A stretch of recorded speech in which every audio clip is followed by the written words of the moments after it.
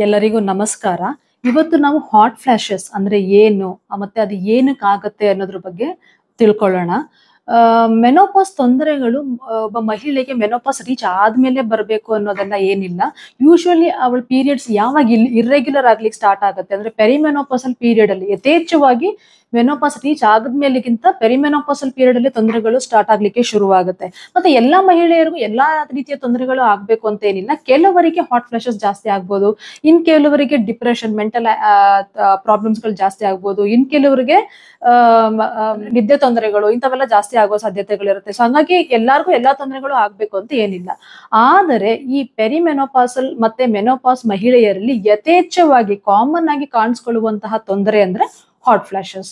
80% ಮಹಿಳೆಯರಲ್ಲಿ ಈ hot flashes ಅನ್ನೋದು ಈ ವಯಸ್ಸಿನಲ್ಲಿ ಕಾಣಿಸ್ಕೊಳ್ಳುತ್ತೆ.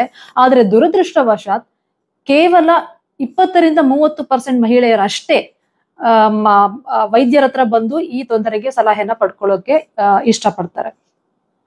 ದೇಹದಲ್ಲಿ ಈಸ್ಟ್ರೋಜನ್ ಹಾರ್ಮೋನ್ ಕಮ್ಮಿ ಆಗೋದ್ರಿಂದ ಎಲ್ಲಾ ತೊಂದರೆಗಳು ಕಾಣಿಸ್ಕೊಳ್ಳುತ್ತೆ ಅನ್ನೋದನ್ನ ನಾನು ನಿಮ್ಗೆ ಆಲ್ರೆಡಿ ಹೇಳಿದ್ದೀನಿ.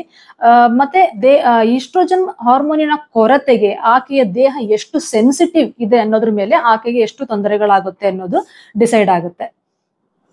ಫಸ್ಟ್ ಈಗ ನೀವು ಹಾಟ್ ಫ್ಲಾಶಸ್ ಆಗ್ತಾ ಇದೆ ನಿಮ್ಗೆ ಅನ್ನೋದನ್ನ ಕಂಡುಹಿಡ್ಕೊಳ್ಳೋದು ಹೇಗೆ ಅನ್ನೋದನ್ನ ತಿಳಿಸ್ಕೊಡ್ತೀನಿ.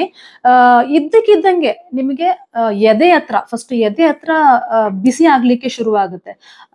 ಆ ಬಿಸಿ ಎದೆಯಿಂದ ತಲೆ ಹತ್ರ ಹೋಗ್ಲಿಕ್ಕೆ ಸ್ಟಾರ್ಟ್ ಆಗುತ್ತೆ. ಮತ್ತೆ ಅದಾದ್ಮೇಲೆ ಇಡೀ ದೇಹ ಫುಲ್ ಬಿಸಿ ಆಗ್ಲಿಕ್ಕೆ ಶುರು ಆಗುತ್ತೆ. ಅದ್ರ ಜೊತೆಗೆ ಮೈಯೆಲ್ಲ ಬೆವರ್ಲಿಕ್ಕೆ ಶುರು ಆಗುತ್ತೆ. ಇಷ್ಟೆಲ್ಲ ಆಗ್ಬೇಕಾದ್ರೆ ಏನಾಗುತ್ತೆ, ಪ್ಯಾಲ್ಪಿಟೇಷನ್ ಅಂದ್ರೆ ಹಾರ್ಟ್ ಬೀಟ್ ಜಾಸ್ತಿ ಆಗ್ಲಿಕ್ಕೆ ಶುರು ಆಗುತ್ತೆ. ನಿಮ್ಗೆ ಒಂದ್ ರೀತಿ ಗಾಬರಿ ಆದಂಗೆ ಅನ್ಸ್ಲಿಕ್ಕೆ ಶುರು ಆಗುತ್ತೆ.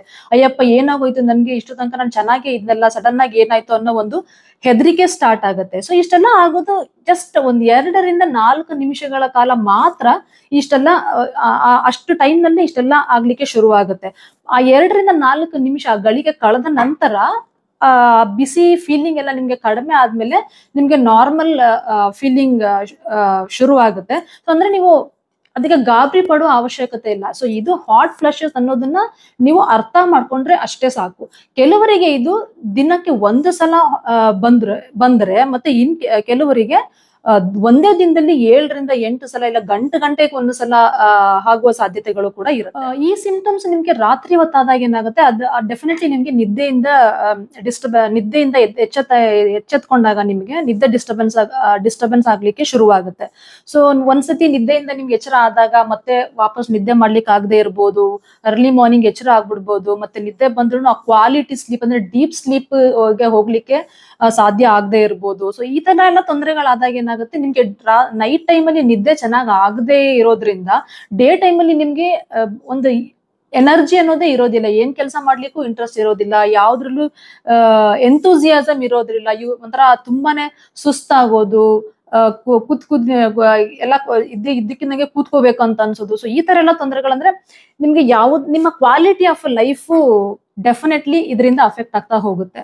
ಸೊ ಎಷ್ಟು ವರ್ಷ ಇರುತ್ತೆ ಈ ಹಾಟ್ ಫ್ಲಾಶಸ್ ಒಂದ್ಸಲ ಶುರು ಆದ್ಮೇಲೆ, ಎಷ್ಟು ವರ್ಷಗಳ ಕಾಲ ಈ ತೊಂದರೆ ಇರಬಹುದು ಅಂತ ಅಂದ್ರೆ 70% ಮಹಿಳೆಯರಲ್ಲಿ 4-5 ವರ್ಷ. ಸೊ ಒಂದ್ 4-5 ವರ್ಷ ಆದ್ಮೇಲೆ ಏನಾಗುತ್ತೆ, ಆ ಈಸ್ಟ್ರೋಜನ್ ಕೊರತೆಗೆ ದೇಹ ಒಗ್ಗಿಕೊಳ್ಳಿಕ್ಕೆ ಶುರು ಮಾಡುತ್ತೆ, ಅಡ್ಜಸ್ಟ್ ಆಗ್ಲಿಕ್ಕೆ ಶುರು ಆಗುತ್ತೆ ದೇಹ. ಸೊ ಅವಾಗ ಏನಾಗುತ್ತೆ, ಕಾಲಕ್ರಮೇಣ ಈ 4-5 ವರ್ಷ ಆದ್ಮೇಲೆ ಈ ಹಾಟ್ ಫ್ಲಾಶಸ್ ಕಮ್ಮಿ ಆಗ್ತಾ ಹೋಗುತ್ತೆ. ಆದ್ರೆ 20% ಮಹಿಳೆಯರಲ್ಲಿ 10 ವರ್ಷಗಳ ಕಾಲ ಕೂಡ ಇರಬಹುದು. Very rarely 10% of the ladies ಅಲ್ಲಿ ಆಲ್ಮೋಸ್ಟ್ 20 ಇಯರ್ಸ್ ಇರಬಹುದು. ಬಟ್ ಅದೆಲ್ಲ ತುಂಬಾ rare. Majority of the time 4-5 ವರ್ಷ ಗಳಲ್ಲಿ ಈ ಹಾಟ್ ಫ್ಲಾಶಸ್ ಸಿವಿಯಾರಿಟಿ ಕೂಡ ಕಮ್ಮಿ ಆಗ್ತಾ ಹೋಗುತ್ತೆ. ಒಂದು ದಿನಕ್ಕೆ ನಿಮ್ಗೆ 7 ಸಲಿಗಿಂತ ಹೆಚ್ಚಿಗೆ ಹಾಟ್ ಫ್ಲಾಶಸ್ ಆದಾಗ ಏನಾಗುತ್ತೆ, ಮೋರ್ ದನ್ 95% ಆಫ್ ದ ಲೇಡೀಸ್ಗೆ ಸ್ಲೀಪ್ ಡಿಸ್ಟರ್ಬೆನ್ಸಸ್ ಆಗುತ್ತೆ. ಮೋರ್ ದನ್ 85% ಆಫ್ ದ ಲೇಡೀಸ್ಗೆ loss of energy, mood disturbances ಅಂದ್ರೆ ಯಾವ್ದಕ್ಕೂ ಎಂತೂಸಿಯಾಸಮ್ ಇರೋದಿಲ್ಲ, ಆತರ ಆಗುತ್ತೆ. 60% ಆಫ್ ದ ಲೇಡೀಸ್ ಅಲ್ಲಿ ಸೆಕ್ಷುವಲ್ ಆಕ್ಟಿವಿಟಿಗೆ ಯಾವುದೇ ರೀತಿಯ ಒಂದು ಆಸಕ್ತಿ ಇರೋದಿಲ್ಲ. ಈ ರೀತಿಯ ತೊಂದರೆಗಳೆಲ್ಲ ಆಗ್ಲಿಕ್ಕೆ ಶುರು ಆಗುತ್ತೆ. ಈ ಹಾಟ್ ಫ್ಲಾಶಸ್ ಹೇಗಾಗತ್ತೆ ಮತ್ತೆ ಏನಕ್ಕಾಗತ್ತೆ ಅನ್ನೋದನ್ನ ನಿಮ್ಗೆ ಒಂದು ಸಣ್ಣ ಎಕ್ಸಾಂಪಲ್ ಇಂದ ತಿಳಿಸ್ಕೊಳಕ್ ಟ್ರೈ ಮಾಡ್ತೀನಿ ನಾನು. ಈಗ ನಿಮ್ಗೆ ಜ್ವರ ಬಂದಾಗ ಹೇಗಾಗತ್ತೆ ಫೀಲು, ಮೈಯೆಲ್ಲ ಬಿಸಿ ಆಗುತ್ತೆ.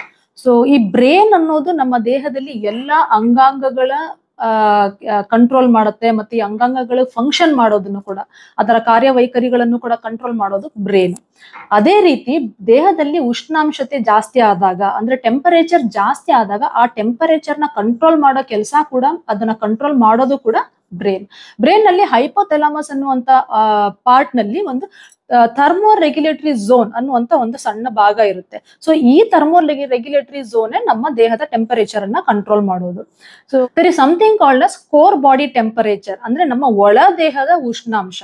ಸೊ ನಾರ್ಮಲ್ ಆಗಿ ನಾವು ಒಳ ದೇಹದ ಉಷ್ಣಾಂಶ 0.4 ಡಿಗ್ರಿ ಸೆಂಟಿಗ್ರೇಡ್ ಅಷ್ಟು ಜಾಸ್ತಿ ಆದಾಗ ಏನಾಗುತ್ತೆ, ಈ ಥರ್ಮೋ ರೆಗ್ಯುಲೇಟರಿ ಝೋನ್ ಅನ್ನುವಂಥದ್ದು ಆಕ್ಟಿವೇಟ್ ಆಗುತ್ತೆ. ಆ ಥರ್ಮೋ ರೆಗ್ಯುಲೇಟರಿ ಝೋನ್ಗೆ ಒಂದು ಸಿಗ್ನಲ್ ಸಿಕ್ಕತ್ತೆ, ದೇಹದ ಟೆಂಪರೇಚರ್ ಜಾಸ್ತಿ ಆಗ್ತಾ ಇದೆ, ಅದನ್ನ ಕಂಟ್ರೋಲ್ ಮಾಡ್ಬೇಕು ಅನ್ನುವಂತ ಒಂದು ಸಿಗ್ನಲ್ ಸಿಕ್ಕತ್ತೆ. ಸೊ ಆ ಸಿಗ್ನಲ್ ಸಿಕ್ಕಿದಾಗ ಏನ್ ಮಾಡುತ್ತೆ, ಈ ಕ್ಯುಟೇನಿಯಸ್ ಬ್ಲಡ್ ಸಪ್ಲೈ, ಅಂದ್ರೆ ಈ ಚರ್ಮಕ್ಕೆ ಹೋಗುವಂತಹ ರಕ್ತನಾಳಗಳನ್ನೆಲ್ಲ ಅದು ಓಪನ್ ಅಪ್ ಮಾಡುತ್ತೆ. ಸೊ ಓಪನ್ ಅಪ್ ಆದಾಗ ಏನಾಗುತ್ತೆ, ಅದ್ರಲ್ಲಿ ಬ್ಲಡ್ ಸಪ್ಲೈ ಎಲ್ಲ ಇನ್ಕ್ರೀಸ್ ಆಗುತ್ತೆ. ಸೊ ಬ್ಲಡ್ ಸಪ್ಲೈ ಜಾಸ್ತಿ ಆದಾಗ ಸರ್ವೇ ಸಾಮಾನ್ಯವಾಗಿ ನಮ್ಗೆಲ್ಲ ತುಂಬಾ ಬಿಸಿ ಫೀಲ್ ಆಗ್ಲಿಕ್ಕೆ ಸ್ಟಾರ್ಟ್ ಆಗುತ್ತೆ. ಸೊ ಬಿಸಿ ಫೀಲ್ ಆದಾಗ ಆ ದೇಹದಲ್ಲಿ ಬೆವರು ಕೂಡ ಜಾಸ್ತಿ ಆಗುತ್ತೆ. ಸೊ ಬೆವರು, ಈ ಬಿಸಿ ಫೀಲ್ ಆಗೋದು ಮತ್ತೆ ದೇಹದಲ್ಲಿ ಬೆವರು ಬರೋದು, ಇವೆರಡು ಏನಪ್ಪಾ ಅಂತಂದ್ರೆ ದೇಹದ ಟೆಂಪರೇಚರ್ ಅನ್ನ ಕಂಟ್ರೋಲ್ ಮಾಡೋದಕ್ಕೆ, ಅಂದ್ರೆ ದೇಹವನ್ನ ಪ್ರೊಟೆಕ್ಟ್ ಮಾಡೋದಕ್ಕೆ ಬ್ರೈನ್ ಯೂಸ್ ಮಾಡುವಂತ ಒಂದು ಮೆಕ್ಯಾನಿಸಮ್. ಆದರೆ ಪೆರಿಮೆನೋಪಾಸಲ್ ಮತ್ತು ಮೆನೋಪಾಸ್ ಲೇಡಿಯಲ್ಲಿ ಏನಕ್ಕೆ ಈ ತರ ಆಗತ್ತಪ್ಪ ಅಂತ ಅಂದ್ರೆ, ಈ ಥರ್ಮೋ ರೆಗ್ಯುಲೇಟರಿ ಝೋನ್ ಅನ್ನೋದು ಸ್ವಲ್ಪ ಸೆನ್ಸಿಟಿವ್, ಅಂದ್ರೆ ಈಸ್ಟ್ರೋಜನ್ ಹಾರ್ಮೋನ್ ಕೊರತೆ ಇದ್ದಾಗ ಈ ಥರ್ಮೋ ರೆಗ್ಯುಲೇಟರಿ ಝೋನ್ ಸೆನ್ಸಿಟಿವಿಟಿ ಜಾಸ್ತಿ ಆಗುತ್ತೆ. So usually 0.4 degree core body temperature ಜಾಸ್ತಿ ಆದಾಗ ಆಕ್ಟಿವೇಟ್ ಆಗ್ಬೇಕಾಗಿದ್ದ ಈ ಥರ್ಮೋ ರೆಗ್ಯುಲೇಟರಿ ಝೋನು ಸಣ್ಣ ಪುಟ್ಟ ಟೆಂಪರೇಚರ್ ವೇರಿಯೇಷನ್ ಆದ್ರೂ, 0.1 ಅಥವಾ 0.2 ಡಿಗ್ರಿ ಟೆಂಪರೇಚರ್ ವೇರಿಯೇಷನ್ ಆದ್ರೂ ಕೂಡ ದೇಹದ ಟೆಂಪರೇಚರ್ ತುಂಬಾ ಜಾಸ್ತಿ ಆಗಿದೆ ಅನ್ನೋ ರೀತಿಯಲ್ಲಿ ಸೆನ್ಸ್ ಮಾಡ್ಲಿಕ್ಕೆ ಶುರು ಮಾಡುತ್ತೆ. ಸೊ ಅವಾಗ ಮತ್ತೆ ಅದೇ ಮೆಕ್ಯಾನಿಸಮ್ ಶುರು ಆಗುತ್ತೆ, ಅಂದ್ರೆ ಚರ್ಮಕ್ಕೆ ಬ್ಲಡ್ ಸಪ್ಲೈ ಎಲ್ಲ ಜಾಸ್ತಿ ಆಗೋದು, ಬ್ಲಡ್ ವೆಸಲ್ಸ್ ಎಲ್ಲ ಡೈಲೇಟ್ ಆಗೋದು, ಅದೆಲ್ಲ ಜಾಸ್ತಿ ಆದಾಗ ನಮ್ಗೆ ತುಂಬಾ ಬಿಸಿ ಫೀಲ್ ಆಗ್ಲಿಕ್ಕೆ ಸ್ಟಾರ್ಟ್ ಆಗುತ್ತೆ, ಮತ್ತೆ ಬೆವರು ಬರ್ಲಿಕ್ಕೆ ಸ್ಟಾರ್ಟ್ ಆಗುತ್ತೆ. ಸೊ ಇಷ್ಟೆಲ್ಲ ಆದಾಗ ಪ್ಯಾಲ್ಪಿಟೇಷನ್, ಅಂದ್ರೆ ಹಾರ್ಟ್ ಬೀಟು ಕೂಡ ಜಾಸ್ತಿ ಆಗುತ್ತೆ. ಸೊ ಇದೆಲ್ಲ ಒಂದ್ಸಲಿ ಟೆಂಪರೇಚರ್ ಎಲ್ಲ ಈ ರೀತಿ ಈ ರೀತಿ ಪ್ರೋಸೆಸ್ ಇಂದ ದೇಹದ ಟೆಂಪರೇಚರ್ ಅದು ಕಮ್ಮಿ ಆದಾಗ ಆ ಟೆಂಪರೇಚರ್ನ ರೆಕವರ್ ಮಾಡ್ಲಿಕ್ಕೆ ಏನಾಗುತ್ತೆ, ದೇಹದ ನಡುಕ, ಅಂದ್ರೆ ಶಿವರಿಂಗ್ ಎಲ್ಲ ಸ್ಟಾರ್ಟ್ ಆಗೋದು, ಚಳಿ ಫೀಲ್ ಆಗೋದು, ಈ ರೀತಿ ಎಲ್ಲ ಆಗುತ್ತೆ. So this is how hot flashes happen. So ಇದೇನಾಗುತ್ತೆ, ನಿಮ್ಗೆ ಒಂದು ಸಲ ನಿಮ್ಗೆ ಫೀವರ್ ಬಂದು ಕಡಿಮೆ ಆದಾಗ್ಲೇನೆ ನಿಮ್ಗೆ ಎಷ್ಟೆಲ್ಲಾ ಸುಸ್ತಾಗ್ಲಿಕ್ಕೆ ಶುರು ಆಗುತ್ತೆ. ಅಂತದ್ರಲ್ಲಿ ಇಮ್ಯಾಜಿನ್ ಒಬ್ಬ ಮಹಿಳೆಗೆ 6 ರಿಂದ 7 ಸಲ ಇಲ್ಲ ಗಂಟೆಗೂ ಒಂದು ಸಲ ಈ ತರ ಆಗ್ತಾ ಇದ್ರೆ ಆಕೆಯ ದೇಹದ ಮೇಲೆ ಎಷ್ಟು ಪರಿಣಾಮವನ್ನ ಬೀರ್ಬಹುದಲ್ವಾ. ಹಂಗಾಗಿ ಸೊ ಹಾಟ್ ಫ್ಲಾಶಸ್ ಜಾಸ್ತಿ ಆದಷ್ಟು ಆಕೆಗೆ ಸುಸ್ತಾಗೋದು, ಸ್ಲೀಪ್ ಡಿಸ್ಟರ್ಬೆನ್ಸಸ್ ಆಗೋದು, ಮೂಡ್ ವೇರಿಯೇಷನ್ ಆಗೋದು, ಯಾವುದ್ರಲ್ಲಿ ಇಂಟ್ರೆಸ್ಟ್ ಇಲ್ಲದೆ ಇರೋದು, ಸೊ ಇದೆಲ್ಲ ಹಾಟ್ ಫ್ಲಾಶಸ್ ಜಾಸ್ತಿ ಆದಷ್ಟು ಈ ಎಲ್ಲಾ ತೊಂದರೆಗಳು ಕೂಡ ಜಾಸ್ತಿ ಆಗುತ್ತೆ. ಸೊ ಇವತ್ತು ಹಾಟ್ ಫ್ಲಾಶಸ್ ಬಗ್ಗೆ ಇಷ್ಟು ಇನ್ಫಾರ್ಮೇಶನ್ ಸಾಕು. ನನ್ನ ನೆಕ್ಸ್ಟ್ ವಿಡಿಯೋದಲ್ಲಿ ನಿಮ್ಗೆ ಹಾಟ್ ಫ್ಲಾಶಸ್ಗೆ ಪರಿಹಾರ ಏನು ಅನ್ನೋದ್ರ ಬಗ್ಗೆ ತಿಳ್ಕೊಳ್ಳೋಣ. ನಮಸ್ಕಾರ.